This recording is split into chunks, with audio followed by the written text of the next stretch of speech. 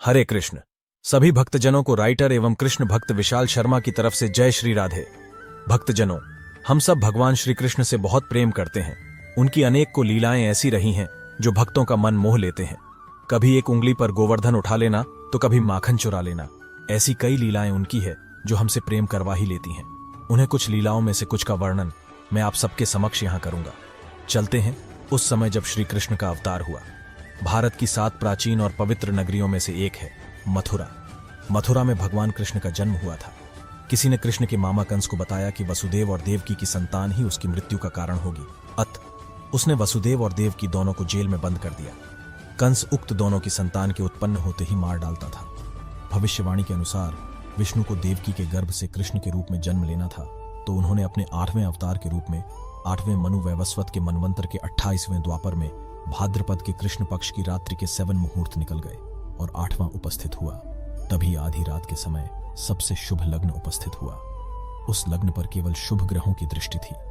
रोहिणी नक्षत्र तथा अष्टमी तिथि के संयोग से जयंती नामक योग में लगभग 3112 ईसा पूर्व अर्थात आज से 5126 वर्ष पूर्व को हुआ। ज्योतिषियों के अनुसार रात 12 बजे उस वक्त शून्य काल था। उस शुभ मुहूर्त में भगवान श्री कृष्ण ने मां देवकी के गर्भ से मनुष्य रूप में जन्म लिया। कहा जाता है कि श्री कृष्ण की महिमा अपरंपार है, जिसकी महिमा सभी वेद और पुराण गाकर भी हार जाते हैं, तब भी पढ़ नहीं पाते। ऐसे श्री कृष्ण को हम नमन करते हैं। जब भगवान श्री कृष्ण का जन्म एक छोटे से बच्चे के रूप में हुआ, उससे पहले वहां श्रीहरि चतुर्भुज अविनाशी रूप लेकर उस जेल में प्रकट हुए जा कंस ने देवकी एवं वसुदेव को बंदी बना रखा था। भगवान श्रीहरि ने कहा कि यह मेरा 8वां अवतार है, अर्थात मैं इस रूप में इस पापी कंस का अंत करूंगा, किंतु उससे पहले तुम्हें एक कार्य करना है। देवकी ने कहा, बताइए भगवान। श्रीहरि ने माता देवकी से कहा कि मेरे इस ग्रुप को आप पास के गोकुल गांव लेकर जाइए, जहां वासुदेव जी का मित्र नंद रहता है। वहां एक मेरी योग्य माया कन्या रूप में जन्म ली है, उसको यहाँ लेकर आओ और मुझे वहां छोड़कर आओ। भगवान श्रीहरि की इतनी बात सुनने के बाद ही वह अविनाशी चतुर्भुज रूप अंतर्ध्यान हो गया। मगर यह क्या जाए, ही श्रीहरि का वह अविनाशी रूप अंतर्ध्यान हुआ। जेल में लगे सभी ताले, हाथों में बंदी हुई सारी जंजीर है तुरंत खुल गई। धन्य है प्रभु तेरी माया जो आज तक कोई ना समझ पाया।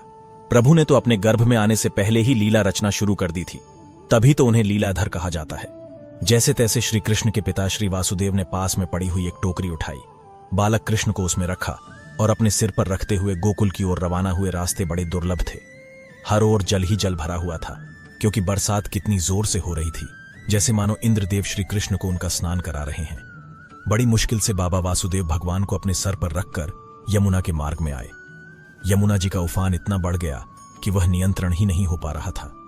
क्योंकि यमुना श्री कृष्ण की पटरानी है, इसलिए उनके चरण छूने हेतु इतना जल ऊपर कर दिया जो सहने योग्य नहीं था।